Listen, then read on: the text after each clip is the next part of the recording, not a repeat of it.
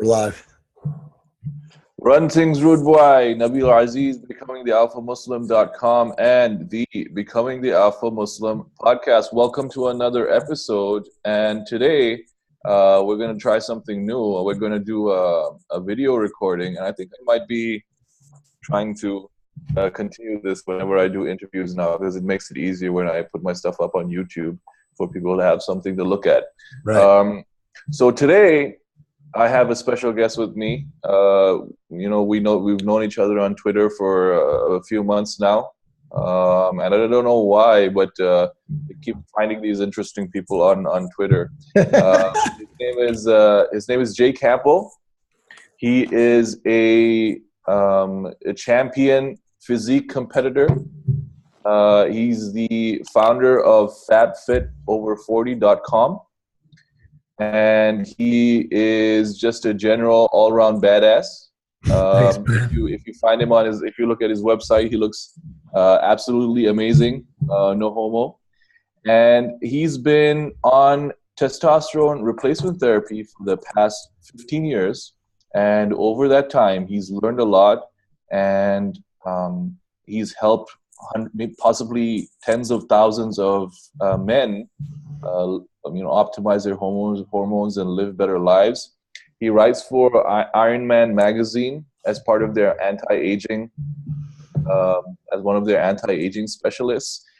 He's got another website called TRT Revolution.com, and also he's involved in some other projects. Primarily, I wanted him on here because he is the author of the definitive testosterone replacement therapy manual. And that is basically a book that I'm going to review for becomingthealphamuslim.com. And this interview is basically a supplement to that, because we're going to talk to Jay about a few things on, you're optimizing your hormones, testosterone replacement therapy, and all of those things. Now, if you've been listening to the podcast for a while, you might have heard Alexander Juan and Antonio Cortez on the show, and we touched on this issue of testosterone and things like that very briefly and not in that much detail when we were talking about strength training and living a healthy lifestyle. So today we're going to do a deep dive on that, because I know from my side I'm fairly new to this TRT. Having your high test levels optimal and things like that. And I'm pretty sure very few people in my audience are aware of this as well. So Jay, with that very long introduction, welcome to the show. Thank you for coming on. Nabil, man, thank you so much for having me. I'm honored, humbled, and super excited to be here. It's, you have a very big audience.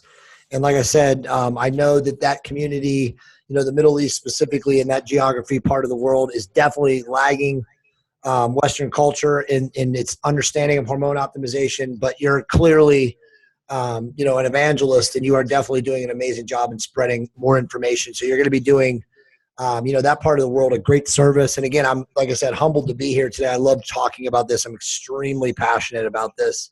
As we'll talk as we get deeper into the show, this is an epidemic. It's an unrecognized epidemic by the medical community, but, for anybody who's paying attention and has their eyes open and they look around, you see, widespread effemination of men, emasculation of men, just high estrogen, low testosterone males, and it's sweeping the world. It's not just, this is not just located in the Western part of the world. It's obviously, you see it, it's everywhere. And we're going to get into the causal factors and why it's happening. But yeah, so I'm definitely, in my mind, I consider myself, really at the forefront of this.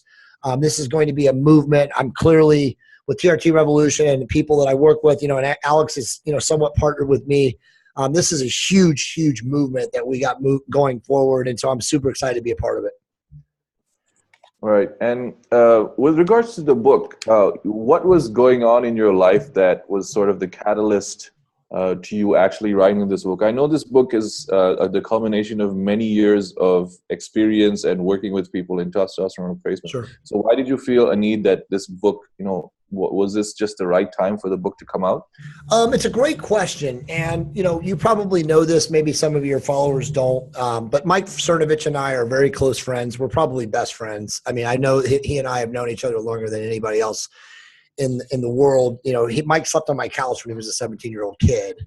So we go way back, and, him and I have always been students of this game. To not reveal everything. I wrote for a lot of like underground newsletters and like bodybuilding publications online when the internet wasn't the internet of today. And this was, in the late 90s and in the mid 2000s. At that time, you had to have a lot of anonymity because, it just wasn't as legal. It wasn't, optimizing your hormones was not an accepted medical practice at those times. I mean, obviously, and we're going to talk about this, but the demonization of steroids, the demonization of anabolics, the demonization of all that made it all very much an underground world. And so I was always at the forefront of that world, but in total anonymity because, again, I couldn't legally come out and say I'm Jay Campbell. So I wrote for a lot of different places. I've always been a student of this. I actually worked with a doctor. I can't really go into the details because I've been made to sign disclosure agreements and NDAs, but I actually worked with a doctor that was involved in the big Major League Baseball Balco drug scandal. Because I was kind of helping advise some of his patients, and some of his patients are a who's who list of Major League Baseball players. So I can't really talk more about that, but always very in the know, very knowledgeable, incredibly well studied. And again, all self-taught. I don't have any kind of medical background. I did minor in molecular biology in college, but I don't have any formal medical background. But I've been a student of this for literally like 17 or 18 years. So to answer your question, Mike and I were talking about this on some podcasts that he and I did back in 2013, and he just was like, dude, why don't you just write a book? I mean, you have more knowledge about this than anybody. And I was like, you know what, I probably should. But again, I was a little bit reluctant. I have a successful white collar career in real estate and doing other sales and marketing and consulting and stuff like that. So I felt like I didn't want to bring attention to myself at that time. So what I did was I wrote the book and I sent it to a bunch of different people. I actually sent it to Rick Collins, who's the founder of Steroid Law. He's like literally one of the biggest professional attorneys in the world when it comes to bodybuilding, pro bodybuilding, MMA, all of this stuff. And he has a, very big website called Steroid Law. I sent it to him. I said, hey, Rick, please read my book. If you like it, you find it valuable, I would love for you, I'll pay you to do a legal review so that you can indemnify me. And he read the book, he got right back to me. Rick's a really good gentleman. And he said, Jay, wow, your book is phenomenal, but I'm going to not lie to you. He says, I can't take your money because all it takes is one senator to get a hankering for you. And then before you know it, you have a $250,000 fee to me to keep yourself out of jail. So the reality was at that point, once he sent that back to me, I was like, we're done. Mike was like, you can't put that out there, bro. It's done. Just let it go. So luckily for me, and this is a year later now at the end of 2014, I sent the book to a bunch of people in the community. I sent it to Nelson Virgil. And Nelson Virgil at the time was the guy that had written Testosterone: A Man's Guide, which at the time was the #1 selling book ever written about testosterone. Nelson is a very close friend of mine. He's an amazing man. Obviously he has HIV. He's been a 35-year survivor of HIV, and he's huge in that community. He's an advocate. And obviously he's very famous too for writing his book, and he has Excel Mail, which is a huge men's website about all of this stuff. So anyway, he read the book, and we weren't friends at the time, and he was actually out of the country. And so he didn't get back to me till like 3 months later, but I get this email from him in the middle of the night, and it says, who are you? And we need to talk and blah, blah, blah, blah. So then, him and I talked, and he was like, Jay, this is the most amazing. He was like, he was freaked out. He's like, are you a doctor? He's like, what are your credentials? I was like, no, I'm just an underground guy that, knows a lot about this stuff. I wrote this book. So anyway, he told me, screw Rick Collins, and Rick, if you watch this podcast, I love you, buddy, but he's like, don't listen to any attorneys. This is must deliver information to the world. I'll help you, whatever you need to do. We need to get this published. So then it was back on, and for a very short amount of time, Mike and I were going to do it together, but then Mike, blew up and his world got too busy. And so it just became, my project, and it was basically published in November of 2015. And then subsequently, since to this day, it's now the #1 selling book on TRT ever written. That's amazing. And it's like almost a brand new book too. It's amazing that it's taken so long for like a book like this to be published. Something that's so comprehensive. I was going through it, and like you pull out, all of the stops.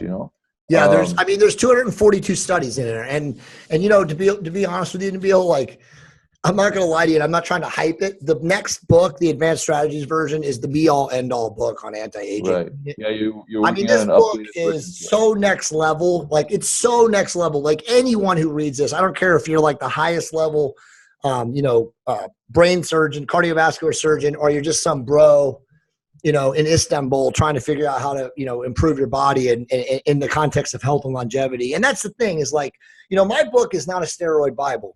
It's not a performance enhancement Bible. It's nothing like that. It's literally a book designed to teach men, and ultimately, eventually, it'll be one for women. My wife is working on something, but to optimize their hormones, from a safe standpoint, so that it enhances longevity and that you live the longest, most productive life possible. That's all my book is about.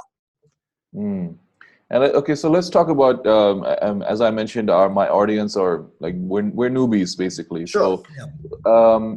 let's start from the sort of very beginning. What is testosterone, and what is its function in a man's body? Sure. So I'm not going to go into a deep molecular, metabolic, explanation. I always will default to the book.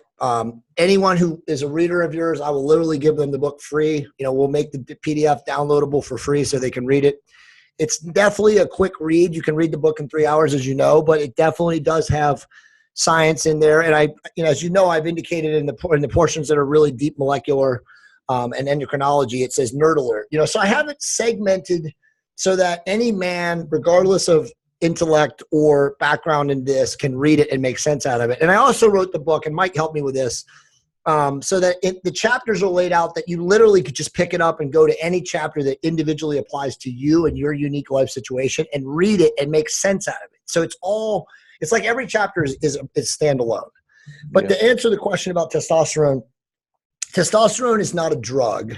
Okay, it is a molecule, and it literally is the molecule that is the sex differentiation molecule for males and females. Women who want to become men in this transgender, comment movement or whatever the hell's going on in that, take testosterone to become a male. Okay. Yeah. So it's essentially like the lifeblood molecule and sex defining molecule of men and women. Now I could go deeper in endocrinology and talk about it, but I think that's enough for men and women to understand to watch this show. And its function in the male body is literally, and in the female body is, dude, it's literally, it does everything. I mean, they're finding now, the latest research, and I put this in the new book, is testosterone actually grows new brain tissue. Okay. So if there is literally a holy grail molecule in the human body, it's testosterone. Now, it has always been vilified for many reasons. And I'm not going to put my tinfoil hat on. You and I can put our tinfoil hats on in about an hour. Yeah. But the reality is that it's vilified for one specific reason. And I just got off a podcast with a doctor in the Midwest, and we talked for 20 minutes on this. And it's vilified because the pharmaceutical industry controls Western medicine. I'm sure it's global now too, but and the pharmaceutical industry wants people sick, fat, and dying. Okay. Right. Addicted to medicine, because that's where the cash cow is. That's where the money, like Chris Rock said, the money's not in the cure, the money's in the medicine. Right. So at the end of the day, testosterone, because it's so life building and it's so powerful in its ability to literally optimize a male or a female's life force, literally their vitality, that it's been demonized because it's not something that they don't want. Modern medicine, the pharmaceutical companies, they don't want people walking around as supermen or superwomen. Okay. So it's been demonized for a long time. And then obviously it was also demonized when it's taken in super physiologic dosages in the performance enhancement community, which is bodybuilding, track and field, weightlifting, on and on and on. So it was vilified in that way too, because, people do get sick. People did have problems. There was enlarged hearts. I mean, there's never really been any clinical study that could say provably that using super physiologic dosages of steroids would cause, a faster death. I mean, yes, it does lead to other things. There are inflammatory markers that are, increased or exacerbated when you take super physiologic levels of testosterone, or any anabolic steroid. But the reality is that there's no provable data. The majority of people that are like pro athletes and MMA guys and people that have abused stuff are also taking recreational stuff. So there's no real way. But again, the media always, as you know, is always going to glom on to that central tenet, which is drugs are bad, testosterone's the worst, and you can't take testosterone because it's going to make your, your balls shrivel up and your hair fall out and all these other, silly propagandized statements about the drug that are not even true in reality. Right. And what are some of the, it seems like we're just fed a lot of misinformation about this this topic about, steroid use in general and performance enhancing drugs. What are some of the major misconceptions that people have about taking testosterone in what you describe in the book as a clinically administered dosage? It's a great question. Probably the best question, number one question that most people have and are in fear of taking testosterone. It goes, and again, I'll default to the book. This is all laid out and explicitly explained in the book, but it really just goes back to the idea that most physicians, let me go back even further. In the standard patient care model of medicine practice, testosterone is not taught. It's not taught in medical school. There's no standard patient care model for it. Even like the guiding practical or the practical guidelines in Western medicine is created by the Endocrine Society. And the Endocrine Society is a joke too. I mean, their shit is manipulated and changed and all that. So there's no real guiding law for any doctor to really understand. Now, obviously there's brilliant physicians all over the world that do practice this and understand it. And we call it, inside in the industry, we call it interventional endocrinology because it's just constantly moving all over the place, understanding how to balance testosterone and estrogen and optimize hormones. But so not having that standard patient care model, it was just very easy for even the medical community to look into like the bro science lore and look into, the propaganda that's disseminated in the athletic community about testosterone and steroids and all of this stuff. So it just kind of, literally through osmosis got into the medical community, and then people just became fearful. And as the media is just so effeminized that literally anything to do with masculinity or something that's pro that line is immediately going to be attacked. And as you can see, I mean, I could talk about this all day, but almost every time one bad article comes out about testosterone, and it's usually not even a bad article, it's just the way the media spins it. Every single popular media, AP indexable site will literally have a story about it. It's incredible. It'll happen like every day. And I mean, obviously I have Google alerts for everything that comes out on hormone optimization and test. So I'm constantly getting emails and seeing these things, but like I'll see like 25 articles come out in a 10-minute period. So again, there is definitely, and again, I don't want to go too tinfoil here, but there is definitely a contingent of the New World Order that controls, the indexable, obviously very liberalized media that does not want masculine strength and masculine males. They want men to be cucked, or whatever word you want to use, to kind of be dumbed down, to not be, optimized masculine males. And you see that all the time. So that obviously also plays a role, and most men are just ultimately end up being confused. Yeah. If you look at it from the women's perspective, it's sort of like people saying, what happens when people say birth control has harmful effects, right? Yep. The birth control pill specifically, which is basically the female hormones, right? Exactly. Well, I mean, it's a good point because there's a lot of studies that are coming out now, and I don't have any of these in the book, but my wife will have these in her book. The usage of birth control in the last 30 years, and again, this is mostly Western states, but I'm sure you could extrapolate it into the Middle East. It's degraded into the water supply and the food supply, and it's turning us into women. You've got massive endocrine disruption, not just with women, but men. I mean, not with just men, but women too. So everyone's hormones are pretty much, bouncing off the wall now. It's really difficult to be optimized unless you're working with a physician and you're doing all the other things, both natural and pharmaceutical, to keep yourself optimized. And as you know, we could talk about this more later as we get deeper into this. My argument is that the only way that you can live an optimized life, depending on your age, when your shit starts to break down, is you have to intervene, and you have to be proactive, and you have to start doing this, and you have to understand how to do it. You can't rely on medicine to do this. They don't have a clue. 1 out of every 1,500 doctors can optimize hormones. That's probably the statistic right now. Wow, it's crazy. And over in your part of the world, bro, you and I have talked about this. There's nobody. Yeah. It's just the bros in the gyms that do it, but that's that's for guys that are trying to. I mean, only 50% of those guys know what the fuck they're doing. You know, Yeah. but there are really smart guys in gyms, as you know, without a Yeah, doubt. yeah, exactly. It's experimental, right? So it's all trial and error. So they figure out sort of what But works. dude, there's been guys that have been using. I mean, I always say this. Look at the old classic bodybuilders. You know, the Frank Zanes. I mean, Frank Zane and I are personal friends, and Frank Zane is 72 years old, and he never did a super physiologic dose of tests. He was just a beast in the gym. He's a very high conscious, you know, spiritually evolved man, and he just never abused his body. And he still looks amazing. He's 73 years old. He lives in San Diego, North County of San Diego. But, you know, he still goes to bodybuilding shows and conventions. But the guy has one of the greatest physiques in the history of the world. Right, and I mean, among sort of bodybuilding purists, sort of Frank Zane is, I guess, for a lot of people, the ideal sort of aesthetic, isn't it? Yeah. Yeah, he's amazing. But I mean, he's a perfect example of what you just said. You know, he's a guy that was using testosterone for 50 years.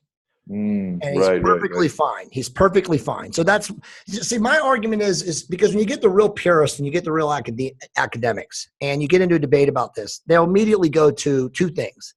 They immediately go to, well, you know, you've got to suppress your body's natural production for the rest of your life. And then the second thing is there's no long-term understanding. Who knows what's going to happen? Well, again, my argument to those two things is one, at 30, you're losing 1.8% of testosterone a year for the rest of your life. And that's data from the 50s. Yeah. We already know that our environment is way worse than that. So let's just say, hypothetically, you're losing 3% a year at 30. You're fucking at half your testosterone level at 40 years of age that you were at 20. Is that worth living that life and then making an argument that says, oh, I got to replace my natural production? You don't have any natural production, motherfucker. Right? And then so number two is, it's like, dude, what are you talking about? You're literally going to sit here and tell me that you would rather not take testosterone and be addicted to pills and modern medicine and diseases of aging versus the possibility that testosterone is going to make you live a life of amazing vigor and, you know, like energy and vitality. I mean, come on, who's going to choose that route? So that's, you know, I love to debate guys on that. Yeah, I mean, that is if they say, you know, there's no long-term, we don't know what's going to happen long-term. Well, long-term, we know that the environmental situation is going to get worse, right? I'm not a doctor. This is just a logical conclusion. Right? And humans in general are going to be in a worse situation, right? Because of the way the environment is going and, you know, in general, the degradation of society and things like that. So that, I mean, that seems a bit strange to me that they would object on that basis. No, they're just fearful, dude. I mean, most of the time, these guys are literally low test themselves, right? So what do we know is the number one symptom of low test? Indecisiveness.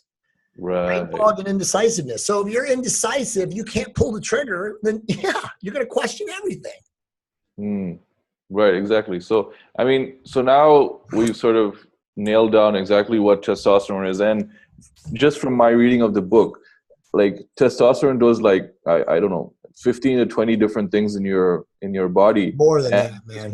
It does. Every metabolic function it affects. It affects insulin sensitivity. It affects, neural degeneration and degeneration. It affects everything. I mean, insulin. You and I could go crazy. I'm really into molecular bio.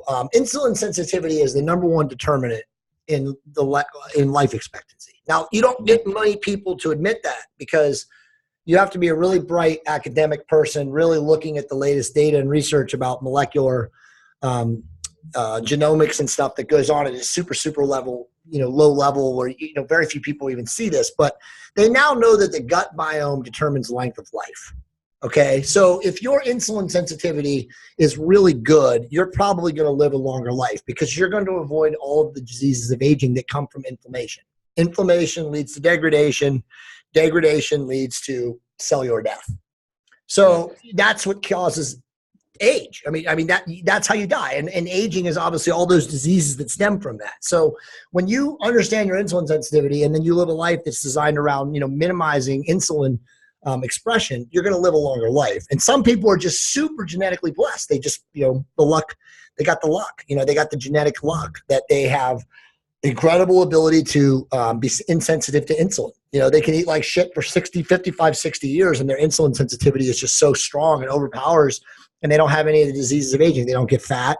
But then, the average genetic guy, who's an endomorph by nature, dude, they look at a freaking half a slice of pizza and get fat from it, Right. So now insulin sensitivity, just for like explaining it as if a child would understand. So it's the difference between, storing your the carbohydrate intake as fat versus being lean, right? Exactly. So I'll give you a very lay explanation for your audience. Basically, insulin sensitivity is if you eat an apple, and apple's probably not a good carbohydrate, but if you eat an apple, just so it's simple to understand, you're going to have some form of a response genetically to that apple going down your gut and creating a glucose surge. So if you're extremely insulin insensitive, that means that you're probably, if you think of it from a bodybuilding training standpoint, you're probably a mesomorph. You're naturally lean and muscular, which means that your body is going to shunt that insulin right away. Okay. So when it's shunting it right away, that means that you can eat more carbohydrates, which are going to allow effectively, again, control that insulin. It's going to push that insulin, that glycogen, the stored form of carbohydrate, the stored form of sugar, glucose, into your muscles. So you're going to be leaner and more muscular. Now, if you're the opposite of that and you eat that apple and your insulin goes boom and spikes, then that means that you're extremely insulin sensitive, not insensitive, sensitive, which is going to make you essentially a soft person, fat most likely. And if you're not fat, you never eat carbohydrates. Does that make sense? Right. So like the middle ground is where most people fall. And the problem is, though, today is that engineered food, GMO, boxed stuff, gluten, all this crap, this engineered shit makes people, it overwhelms their insulin sensitivity, regardless of whether they're naturally insensitive or sensitive. And it makes most people fat. Like the doctor I just did a podcast with today, bro, 64% of the United States is morbidly obese. 64%. 64%. So the World Health Organization just did a study like 2 days ago that says that by the year 2020, the expectation is that 70% of the world will have type 2 diabetes. Oh my God. So that's all insulin sensitivity. This is understanding this. This is the biggest problem that the world faces. Now, obviously, testosterone and deficiencies and hormone deficiencies are right up there, but it's all part and parcel to this. So it's like, if you're watching this show and you're listening to this, talking about this, this is the number one thing, and you care about your health, and you fucking better. Yeah. You need to understand your insulin sensitivity, and you understand your insulin sensitivity from two tests, from an H1ABC blood test and a glucose tolerance test. Now, if you're, in a fourth world country and you're listening to this and you don't even have a doctor that can do that stuff, you can literally do your own personal test when you eat like a potato. If you eat a potato, if you get tired in under 5 minutes, like you feel like, oh my God, I got to take a nap. And that means you're very insulin sensitive. That means that your insulin spikes when you eat carbohydrates. So that's just like a basic test that anyone could do, but it's better to get your blood test when that's the H1ABC and also glucose tolerance. Yeah. So I'm insulin sensitive. So I have trouble like handling a lot of carbs. I think it's gotten better now since I've gotten back to training over the past few months. So I feel a bit better. But in general, can't handle them very well. Yeah. 75% of my family is too. I don't have like optimal bodybuilding genetics. Like I have above average genetics. I mean, I was an athlete. I was a basketball player. So I'm kind of long, my muscle fibers. I'm kind of a combination between an ecto-meso, but dude, through my understanding of pharmacokinetics and pharmacology, and then just using supplements, I mean, I've turned myself into a beast. You know what I mean? Like I have low body fat. I have a very, very blunted insulin response. I mean, we're not here to talk about this today, but every person in the world at 30 and older should be on metformin. Metformin is the most powerful drug in the world. It is now being studied. It just started literally 2 weeks ago in a giant trial, randomized trial of 45,000 people. It's going to go on for 10 years. It's called the TAME trial. But they're going to be using metformin as the first tested literally in vivo as the first anti-aging drug in the world. Now, anyone who's in the Life Extension Foundation community of the world, which are some of the smartest people in the world, they've been using metformin for fucking since the 60s. There's people taking 4 grams a day of metformin. I take 2 grams. I take 1,000 milligrams in the morning and 1,000 milligrams in the evening. And that has literally changed my genetic structure, or not structure, but code. I am much more insulin insensitive than I ever was before I started using metformin. And metformin actually also has a cumulative effect in skeletal muscle tissue, so that over time you can lessen your dosage depending on your lifestyle and your goals. Everything is always goal determined. And you still will have massive suppression of insulin regardless of what you eat. So like I say, I tell people this all the time. I'm not, unless I'm dieting for like a photo shoot, and I don't do that very much anymore. My wife and I are going to Cabo in 3 weeks, so I'm doing more cardio and eating less carbs now, but I can get completely shredded and I can still eat fucking ice cream and pizza because I've literally learned how to maximally suppress my insulin signal through the usage of metformin. Now, obviously I'm smart. I knew other, I use not other medications, but other like hacks and stuff like that. And all of this stuff will be in the next book. Everything that I know that I've learned in 25 years of doing this and also talking to the smartest people in the world is going to be in this book. In fact, we have a chapter that's called Agents of Change. And the book is worth buying it for this chapter alone, because we are literally going to give you every medication, both underground and legal, that you can take to completely change your physique. Literally change your physique. Doesn't matter your genetics. You can be a fat person and completely radically alter your physique if you follow the instructions in the book. Right. So let's take let's take me as an example now. So this metformin stuff. This is like way advanced. Like you guys, this is way advanced. So right now we're still, the discussion in the sort of Muslim community is, are low carb diets good for you, or should you be vegan? That kind of lifestyle stuff, okay? Yeah. Nobody's talking about, TRT and hormone optimization and, supplements and things like that. So I feel fine. Sure. Why is it important for me to know my testosterone levels? I sleep okay. Yeah. My mind is okay. And I'm not as smart as I used to be, but, boners are okay. Right. So am I fine, or should I still, get myself tested? You should so it's a great question. I mean, so my book, again, I always default. My advocacy, and it does start earlier now because we have so many guys that are high estrogen who are, really emasculated in their early 20s. It's important for the number one reason it's important is because you do truly need to have a baseline understanding of your metabolic profile. Okay. So beyond testosterone and thyroid hormone and other stuff that's going on hormonally, you want to have a good understanding of what's going on to your biomarkers metabolically. So that includes your lipids, which is your fat, your cholesterol, your liver panels, your immune function with your CBC. So I don't want to get too esoteric, but you want to understand what's going on metabolically.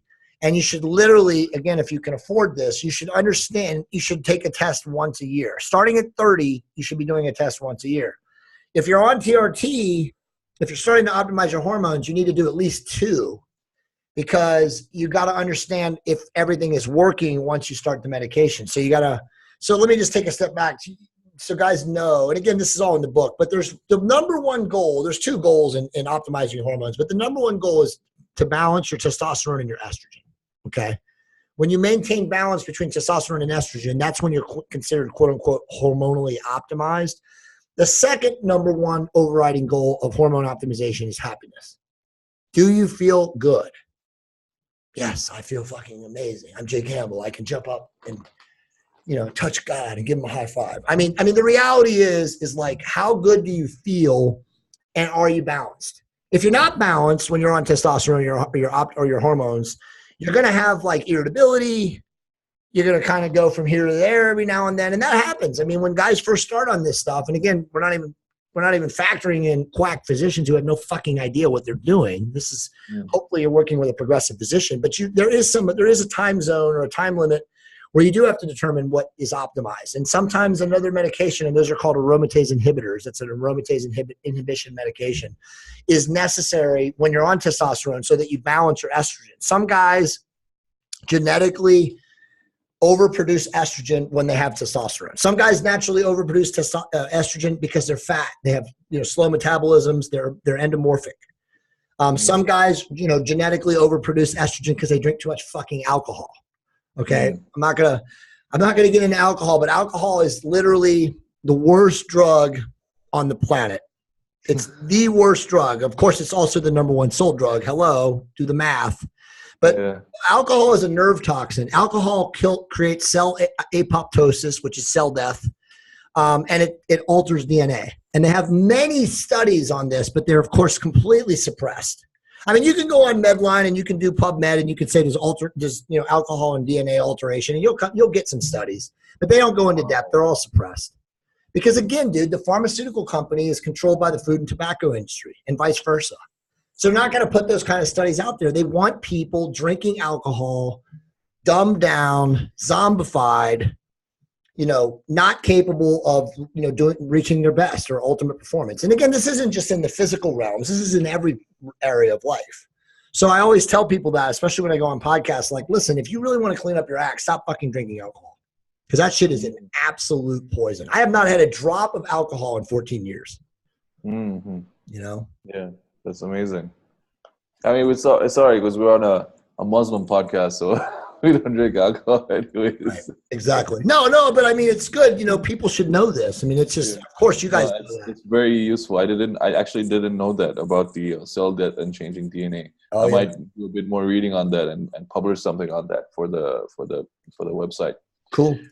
So, assuming, let's say I have, low test, what are the most, before getting a blood test, what are the most noticeable symptoms? That's a great question. The number one symptom of low testosterone or testosterone deficiency when it's clinically diagnosed is brain fog. So most men, and brain fog is presents as at 2:00, you're a zombie. You cannot get through the day without 3 cups of coffee, Adderall, some form of a fat burner or stimulant, something. Guys are taking modafinil. They should be taking my nootropic, but that's another story for another day. But the reality is that it's the number one symptom is brain fog. And what happens, Nabil, and again, this is in most countries, even in the United States, the guy's at 35 years old, he's a hard-charging executive rising up the ladder in his corporation, and he runs into a wall. He goes to the doctor. He says, Doc, I don't know what's going on, but I have no energy, bro. I can't get through the day. And instead of the doctor looking at his hormones and looking at his testosterone, he literally writes him a script for an SSRI, which is a mood-altering medication like Prozac or Wellbutrin, or I could go on and on and on, Zoloft. And then they'll also, because 9 times out of 10, the same guy says, and doc, I'm having trouble getting erection. Okay, so the same doctor is going to write a script for an erectile dysfunction medication. Levitra, Cialis, Viagra, whatever, on and on it goes. And so then ultimately the root cause or the root symptom issue, core issue is that he's deficient testosterone-wise, deficient hormonally, but it is not being addressed. So now you're band-aiding it with a mood-altering medication, which is actually causing permanent alteration of neuroplasticity in the brain, enzymatic pathways, dendritic pathways, all these things in the brain are being altered, which, again, modern medicine's never going to talk about that because they don't want people to know that they're creating zombies.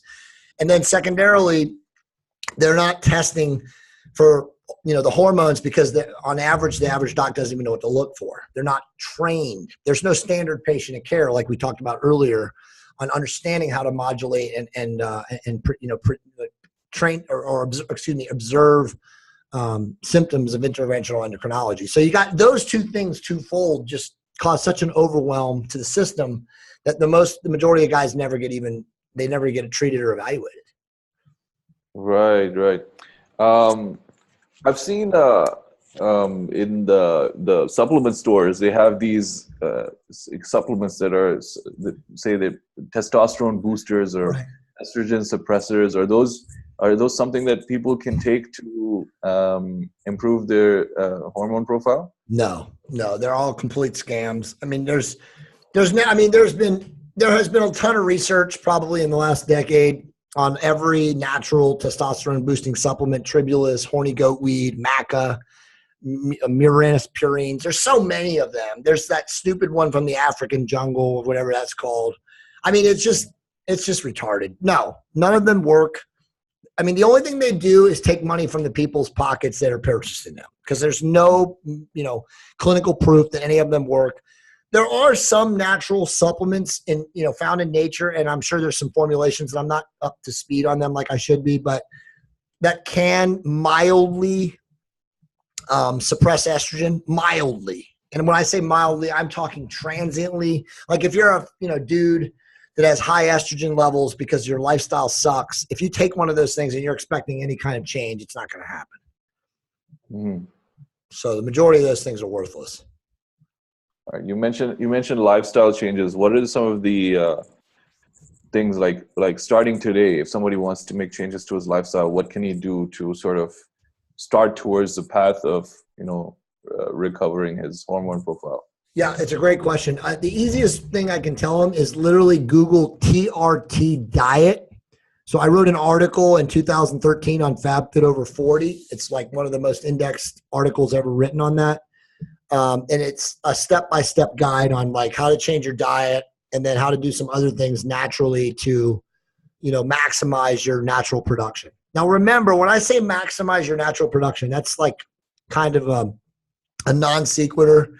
Because the reality is if you live in a large coastal population center, there's no way to maximize your natural production unless you live in a glass tube, with like some sort of a, biochamber. I mean, you're being bombarded when you go outside by endocrine disrupting chemicals and particulates and pollutants. Every time you drink this, every time you microwave something, every time you buy fast food, I mean, it's just, there's no way to avoid it, Nabil. There really is no way to avoid it. So that's, why I'm such a giant advocate of being proactive about this and getting your blood work done, understanding if you have a deficiency. I mean, the reality is that by the time you're 40, and again, this is becoming earlier and earlier with a lot of people, but by the time you're 40, the likelihood that you have suboptimal testosterone is about 85%. Mm-hmm. That's across the board, across the world. And then you compound that, but you realize that 95 to 98% of that 90% is not being evaluated for this. They're immediately be given SSRIs and erectile dysfunction medications and then made into zombies. And if you ever talk to a guy that was on an SSRI, they will tell you they suck. They don't improve depression. They create more lethargy. You have less energy. You don't want to train. You have periods of the day where you're, where it's working a little bit because it's still, working on the reuptake of dopamine. And then after that, it stops working. And then you're taking these things and it's, they're selective reuptake inhibitors. That's what SSRI stands for. So it's selective. So it's training your dopamine receptors to only work at certain times, which is when you take that fucking shit. So they're terrible, man. I mean, I go on and on and on. Dr. Aaron Grossman and I are partners in one venture. And, I love that guy because he just goes after SSRIs and the manufacturers of them. They are literally the worst drugs on the planet. And I swear to God, I'm not making this up. I bet you that 55% of adults in North America are on SSRIs. It's sad. Yeah. So, and that would be the sort of antidepressant medication, like Prozac. All the antidepressants. For all of your listeners, I don't care how old you are, do not touch those things. I don't give a shit how depressed you are. Look to natural means first. Follow the TRT diet. Print that thing out, memorize that thing, start living your life according to those factors. Start training with weights. Increase your vitamin D intake. Increase your saturated fat intake. Get plenty of essential fatty acids, especially 3s. These are things that you can do by natural means to modify or to modulate, having, depression and a testosterone deficiency. I mean, normally depression and deficiency are hand in hand. They really are, and that's why you have a lot of people. This is a whole nother conversation. I'll just briefly mention it, but all these video game kids, they have a biological disease. I mean, this is a dopamine response issue they're having. Mm-hmm. So you try to wean them off of these video games, these gamers that have been on video games for 6 or 7 years and living in their rooms, never coming out. You take them off and there's a biological, a come down. There's literally, a weaning period. And so, but this is all again because of dopamine. There's, this. I mean, just fucking social media and the notifications. People get addicted to that. Those are dopamine responses. Right. Exactly. So, I mean, the apps are designed to, create those responses in your mind, right? So that you're staying on them longer now. Yes.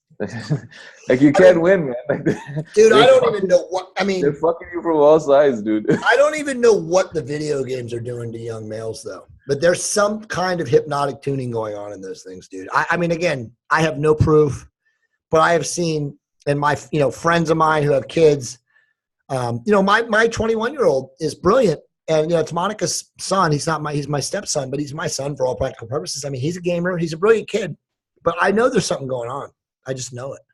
I can't prove it, but there's something going on in those games. I mean, I've heard stories of the people that they recruit, from the black industries, the dark industries in North America that are recruited, as like quote unquote special intel to design some of these video games. So who knows what the CIA is doing with video games? But there's definitely a dumbing down and some sort of a conditioning. I think what's happening mostly, and I see this everywhere, is that there's just lack of drive. It's not dumbing their brains or their intellects, but it's dumbing their desire and their ambition. Right. Right. That's the number one thing I see with gamers is they just don't have ambition. They also quit at the first sign of distress. It's that whole, reset button mindset. I can turn the game off. Boop, I can start over. Oh my God, life got hard. Ow, that's what they do. That's true. I didn't realize that. That's actually quite true. Yes. So you have a whole culture, a huge giant generation of millennials that are into that. And even the women are like that. Like, we interviewed some girls from 21, 22-year-old girls in college, brilliant girls. They came over to my house for babysitting. They're looking for summer jobs. And one of these girls was like, I mean, I'm telling you, man, when they don't like what you have to say, they just go away. And then there's no response. There's no like polite, professional, tactful, thank you, but I'm not interested. They're gone. If you say something that they don't like or they don't respond to, they're just gone. It's like this weird, like I said, it's like this reset culture. I don't need to be in this. I'm out. And then there's no response. So I've witnessed this recently. And again, like I said, it's males and females. And whether it's being engineered or whether it's just, an evolution of social media, I don't know, but it's really bizarre, brother. Yeah. So now we've sort of come to the idea of, okay, let's say now I understand maybe I have low testosterone. Where do I go to get myself, checked out? Do you recommend any doctors or services first for the blood test? It's a good question. It depends on where you are in the world. This is obviously a very global audience. Yeah, let's do America, Canada, and UK. Just those three. So no, it's great. So in America, there's millions of private medical companies now that you don't even have to get a doctor's note or a prescription. You can literally just go online. I'll mention a couple: Private MD Labs, DiscountedLabs.com. Those are both really good. It's as simple as literally going online, searching in their bar of what I want. You could get, like a hormone panel, a wellness panel, an anti-aging panel, whatever, whether you're male or female. And then they're like a couple $100. You can get coupons. Sometimes they drop it 15, 20%. Or there's the company that I represent and I work with that I'm partnered with, which is Checked, which is CHEKD.com. Now, they're not in Canada yet. They're working on getting licensed in Canada, but they're pretty much in 48 states in the United States, also in Hawaii. And they literally will come to your house or your office, take your blood right there on the spot, send it off to a lab, get it measured. And then depending on your biomarkers after you get it measured, and they do this within 72 hours, lickety split, pretty much anywhere in North America, outside of Canada and Mexico, I should say the 48 states. And then, depending on your biomarkers, if you, qualify or show a deficiency in something, they can then have a physician's assistant, a licensed physician's assistant, come out to you and give you a full physical on spot, and then literally script you medications, anti-aging medications, testosterone, thyroid hormone, metformin, other medications, again, anti-aging medications based on a clinical need. This isn't like drug therapy or, doc in the box stuff. This is all real medicine practiced via telemedicine or online. So it's very cool. And it's not sort of, steroid usage type dosages. No, this is again, you wouldn't get scripted unless you had a clinical need, a deficiency, a measurable deficiency. So it's not just, the lab measurement values on a piece of paper, but it's obviously your symptomology, which is, again, what are your symptoms? Again, I'll just hit on them. Five primary symptoms of low testosterone or testosterone deficiency is low, brain fog, cognition issues, sexual dysfunction, lack of libido, and then the other three primarily are like a lack of energy, indecisiveness, and just a lack of stamina. And they're all kind of part and parcel to each other. But those are the five major symptoms of deficiency. And, those five symptoms, if you're suffering from 4 or 3 out of those 5, your life sucks. You feel like shit. You got no energy. I mean, those are the guys. I mean, here we go. Let's just make it real general and plain as Jay. These are the guys who don't get laid, bro. Mm-hmm. Yeah. They come home, long day at the office, sitting in the cubicle, wage slavery. Wife wants to have sex every now and then. They can't get a hard on. They're physically exhausted. They have issues, because of the low testosterone, and they're fucked. And then ultimately, again, I don't want to make this a big social issue, but these are the same guys who, end up in divorce court. Yeah. Because they can't perform. And the wife's like, well, what the hell? I only want to have sex once a week or twice a month, and you can't even perform once. Dude, I'm done. So it's like I said, man, it is a terrible affliction. It is an epidemic. Again, it's an undiagnosed, and obviously after undiagnosed, it's a misdiagnosed situation too, because even if you're lucky enough to get diagnosed, most doctors don't know how to practice endocrinology. Right. I mean, the truth is, I just got an amazing testimonial from a very famous doctor in Brazil. He's actually the most famous doctor in Brazil, and he's a big follower of my work, and he sent me this long email, and I said, hey man, would you write me a testimonial for the new book coming out? And he was like, oh my God, I would be honored. And anyway, he just sent me this testimonial. And it's so amazing to be able, I was like so humbled. He said, this literally should be required reading for any doctor in the world that practices hormone optimization. And there's so much, and this is like a board certified, super high level guy in Brazil. And Brazil is a very, very, 1-star, 10 level, society. I mean, it's very highbrow. And, for him to say that was like just mind blowing to me. I was like so humbled to see that, but it's true. I mean, that book is the accumulation of like 14 years of research. Right. And obviously a ton of doctors. I mean, I'm not some guy that says I'm brilliant or anything like that. I just stood on the shoulders of giants. Yeah. And collated and collaborated and just put it out there. But like I said, that book was good, but this next book that's coming is a game changer. Cool. No doubt about it. I'm looking forward to that one. So, okay. So let's say you have, you're diagnosed now, you've done your blood work and you're diagnosed with low testosterone. What is the treatment? So if you're blessed and lucky enough to be evaluated a progressive physician, there's a number of different delivery systems. Okay.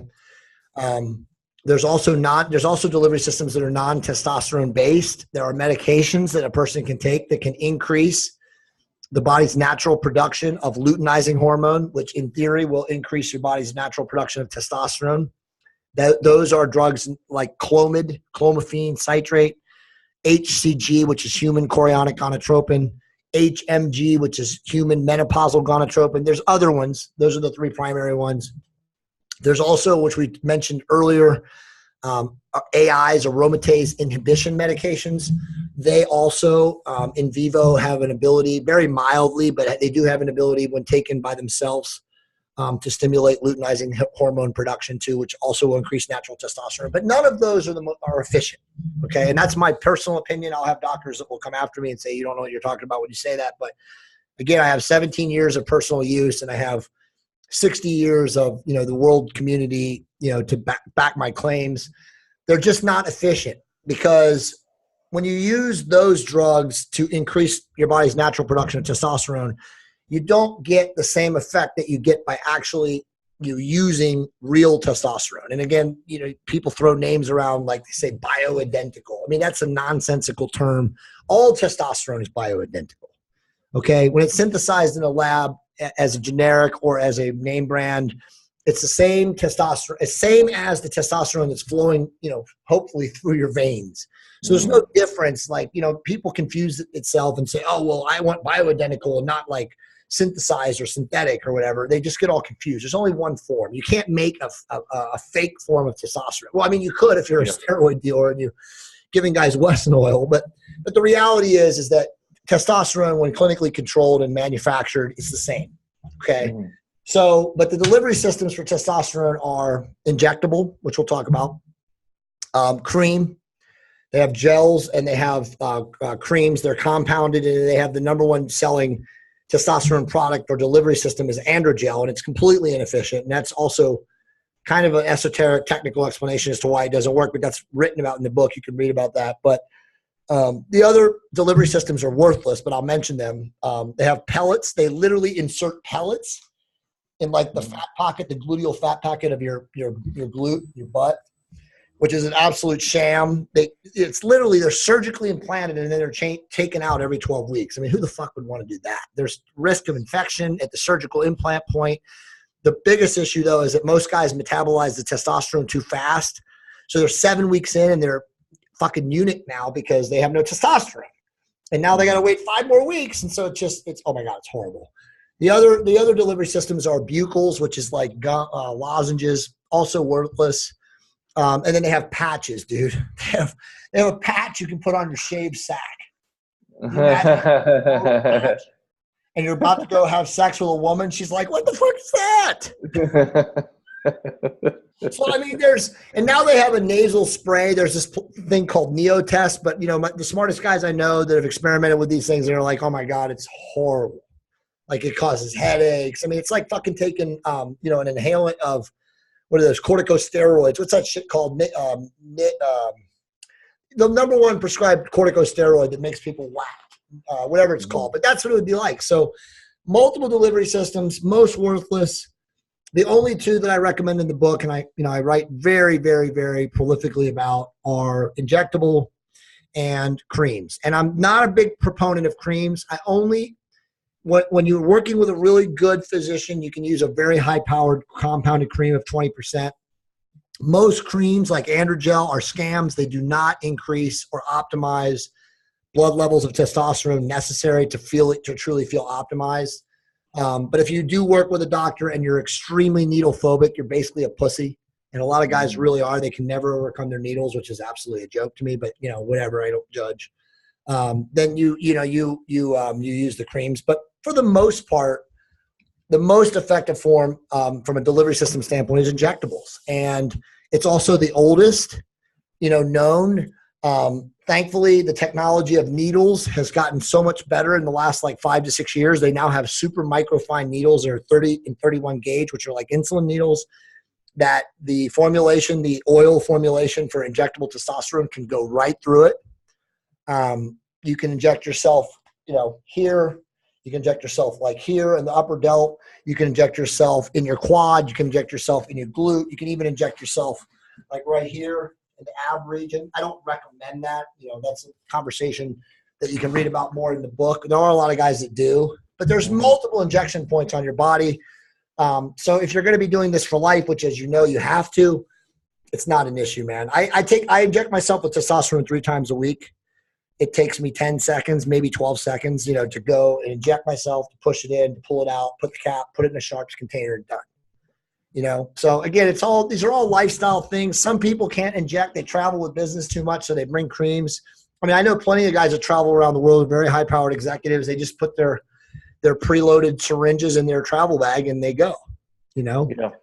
If they're on the road for 2 weeks, they bring 4 shots or 5 shots, whatever. You can do that. You just put a bag with your prescription, with your holographic medication seal on the plastic bag, and you put it in there. I mean, I've never had anybody that I know of that was called over by TSA or any of that, but there's always a chance. I always tell guys to put it in your check. If you're checking your luggage, put it in your check luggage because it's very unlikely they're going to go through it.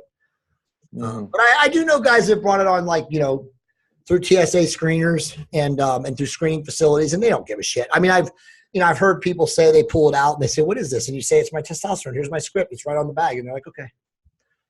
So it's there's not a lot of risk in doing that, but that's by far and away testosterone injectable is the best delivery system without a doubt. Okay. Other than reading your book, what are some of the other resources that people can take a look at just to inform themselves better? Yeah, for sure. Well, We're gonna put a link. you can buy, I don't mean to cut you off, but you can buy Nelson Virgil's book, which is Testosterone, a Man's Guide. It's older, still very relevant, worthy. Great book. He also has a website, excelmail.com. Has a huge, interactive cloud-based community sharing information. I have a group on Facebook. It's extremely elite. You better be somebody who sent me a request to let you in there, but it's called Testosterone Revolution. It's probably 430 people in the group. But if you're somebody, that follows this and you want to get in that group, you got to friend me on Facebook and I'll put you in there. Nelson also has a couple of Facebook groups. They're much more lay and much more open-ended, for newbies and neophytes. And they're kind of big. There's probably like 8,000 to 10,000 people in those groups. I mean, just search Facebook, you'll find stuff. But make sure it's either me or Nelson, because the rest of it's going to be bodybuilding bro science bullshit, and you don't want to get wading into there because you'll just be full of nonsense. Yeah. Well, and just for people's information, can you give us a comparison between a bodybuilding dosage that people use to get as big as like somebody like Kai Green versus the clinical health optimization dosage that you're talking about? No, it's a great question. Nobody's ever asked that, dude. Good job. So super physiologic dosages of testosterone really run a range. I believe, this is just my personal opinion, I have a lot of friends who are pro bodybuilders. I've worked in that community for years, underground, helping people, advocating, advising. The most elite guys are not taking massive dosages. So it's contrary to what most idiots and bros say, because again, at the end of the day, if you're involved in selling or pushing anabolic androgenic steroids to bros in bro communities, it's likely you're a drug dealer. Okay. So as a drug dealer, what is your number one goal? To sell more drugs. So you're going to tell guys that so-and-so does X, Y, and Z. Jay Cutler's on 4 grams of this and 1 gram of that. I'm going to just tell you guys straight up right now. Jay Cutler, who's a very good friend of mine, does not use half of what the average pro bodybuilder uses. Okay. He is a mutant. He doesn't need it. He trains like an animal. He has the highest genetic expression of a mesomorphic guy. There are guys like that. Kai Green, you mentioned, Flex Wheeler was a guy like that. What was the guy that competed against Arnold? Serge Nubret. I mean, these guys, there's rare guys out there that are just mutants and they don't need a lot and they just naturally are going to get massive. Now, today also, insulin has changed the game, okay? Guys are literally using 3 or 4 times a day, 12 to 14 IUs of insulin, and then slamming 1,000 grams of, quick absorbing glycogen, like cyclic dextrin powders and stuff like that, to ram and super inject glycogen to replete. But to answer your question, 150, really 75 milligrams to 200 milligrams a week of testosterone is a clinical replacement dose. And that's, again, totally determined by response, symptomology, and feel. How do I feel on that? But you don't really see anything over 200 milligrams of testosterone. That's from a clinical standard testosterone replacement therapy done right in the context of health and longevity. There are idiots out there taking 5 grams of testosterone a week. Okay. Now, I know all of the research, bro. I know all of the research. I've read every bit of research. I've read the smartest guys in the world. Over 600 milligrams of testosterone a week, and this is over a 7-day period, your body is not metabolizing it, okay? You only have a certain amount of receptor expression on your body that is going to allow you to metabolize that testosterone, to turn on all those androgen receptors to receive it. Now, that doesn't mean that some guy can't listen to this and say, Jay Campbell's a fucking moron. I'm on 3 grams of testosterone and I weigh 320 pounds and I'm 8% body fat, okay? Well, yeah, dude, but you're just adding, the testosterone along with all the other things you're taking, your genetically expression has turned on every androgen receptor in your body, and you also have the genes to be 320 pounds. But again, I know the research, I know the half-lives, I know what's going on molecularly. You cannot synthesize more than 650 milligrams of testosterone a week. You just can't. Now, that doesn't mean you guys can't take it. But if you ever talk to a guy that took 2 or 3 grams of test a week and they did it for a long time, ask them about their life. They can't sleep. Their central nervous system is completely turned off. The only way they can even go to sleep is like to take GHB or take some other drug that like sedates them at night. I mean, you're talking a different level. Now, are guys taking dosages like that, Nabil? Of course they are. They're fucking idiots. They're being told by idiots to do idiot things. Idiots, dumb does as dumb does, So it's just like the reality is that, yes, there's plenty of guys out there, but the majority of the top level pros are not taking hardly anything. They're probably on a gram to 1.5 grams a week of of all the different anabolics and testosterone. The difference is they're on massive, included, right? The difference is they're on massive dosages of insulin. Okay. Some of them are using growth hormone too in combination with insulin, which does work too. But mostly it's just elite genetics, pharmacological quality gear, anabolics with, base androgens like testosterone, and then just massive amounts of insulin. So those are the 3 things. Now, there's obviously some growth hormone thrown in because growth hormone, testosterone, and insulin are a little bit synergistic. But it's like I said, man, a lot of guys would be blown away if they knew what the top pros were doing. It's not that much gear. They're not over 1.5 grams a week. They're just not. Absolutely. All right, man, let's wrap this up. This is the first book recommendation I'm making for becoming the Alpha Muslim. I would encourage all of you to go and buy the definitive Testosterone Replacement Therapy manual. It's available on Amazon. You can get it on Kindle or hard copy. And Jay has graciously offered to provide a free PDF copy, which I'll get the link to, and I'll put it up on the website for you guys to download. But I still do recommend you buy the book and support the work. Where can people find you and your work, Jay? Well, first off, thanks, Nabil. I really appreciate that. And yeah, I'm all about playing it forward, man. I'm definitely not one of those dudes looking to make money off the book. I'm totally about service to others, totally about educating and informing. The more people that know about this, the less sickness and disease and poor health we're going to have around the world. So I'm I'm a big advocate and proponent of that. So I'll give it out to anybody. And also, I'm literally one of those guys, man. If you email me, I'll respond. And don't expect me to respond right away because I get tons of messages on a daily basis. Like I'm pretty close to hiring an assistant to help me with that. But I will respond to you. So I do respond to messages. But it's most easily found. The website is trtrevolution.com. I do have a Facebook account there too, and people message me there. I don't know. I got 4,000 or 5,000 likes. I don't really manage it very actively. And then you can email me. The best way to get a hold of me and to actually expect an intelligent, cogent response is just emailing me at j@trtrevolution.com. My Facebook account, I'm almost at my friend limit. If you come there in that personal well and start asking me questions about TRT, you're not going to get a response. It's not because I don't want to. It's just because I just don't respond to most people on my Facebook wall unless you're like a close friend or family member or something. So that's the easiest way is just email me at j@trtrevolution.com. I am on Twitter, as you know. On Twitter, I'm TRT expert. I will return tweets, most of the time. I don't have that big of a following on Twitter. I just like to go in there and just attack. When I do cardio at night is when I'm on Twitter. Right. That's what I do for Twitter. All right, guys. That's awesome. If you enjoyed the episode, please leave me a rating and review and subscribe to the podcast on iTunes. And again, buy Jay's book. The PDF will be available on the website, and we'll put all the links to everything in the show notes. Again, Jay, thank you very much for coming. It's been a real pleasure to speak to you today.